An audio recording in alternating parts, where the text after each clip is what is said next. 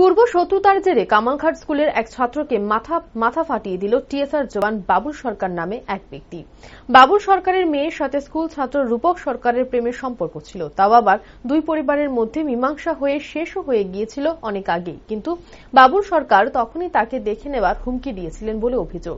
শনিবার রূপককে কামালঘাট স্কুলের সামনে বেধড়ক মারধর শুরু করে। পরবর্তী সময়ে রূপক প্রাণে বেঁচে জিবিপি হাসপাতালে এসে চিকিৎসা করায়। সাংবাদিকদের মুখোমুখি হয়ে রূপকের বাবা জানায়, বারবার হুমকি দেওয়ার পর পুনরায় শনিবার সকালে স্কুলের গেটের সামনে মারধর করে।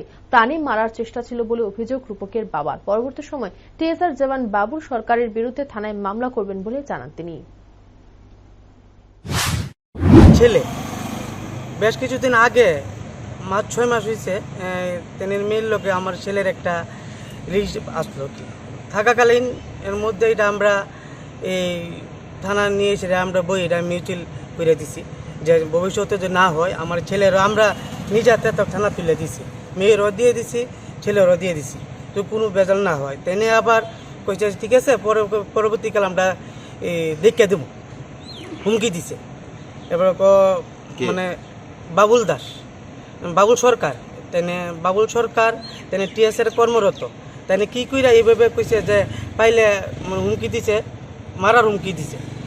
এর মধ্যে তো 6 মাস গেছে, যা হঠাৎ কইরা আজকে আমার ছেলে স্কুলে যাওয়ার গেটের সামনে হঠাৎ কইরা কোনো কথাবার্তি নাই, হঠাৎ করে সেটা হেলমেট দিয়া মাথার মধ্যে আঘাত এইভাবে।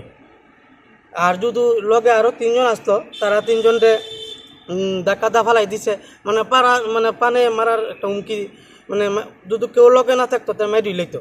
আর মানে প্রচণ্ড দৌড়াইয়া সারা পর আবার পিঠের মধ্যে লাইতেছে, এই গুছাইছে, এই করছে কি হঠাৎ করে যেন না স্কুলের ডেট পুরা মানে বইরা থাকা।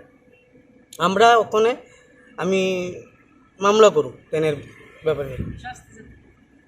ব্যাপার নিয়ে আমি মামলা করুম। আপনি যদি আমার ছেলে যদি ভুল করে থাকতো আপনি প্রশাসনের কাছে জানান, তাহলে তো হঠাৎ করে সেটা আপনি এইভাবে আপনার ছেলের আক্রমণ করবেন। আপনি তো হুমকি দিচ্ছেন যে মারার, তো আমার তো প্ল্যান আসলো আজকে মারার, এই তো প্ল্যান।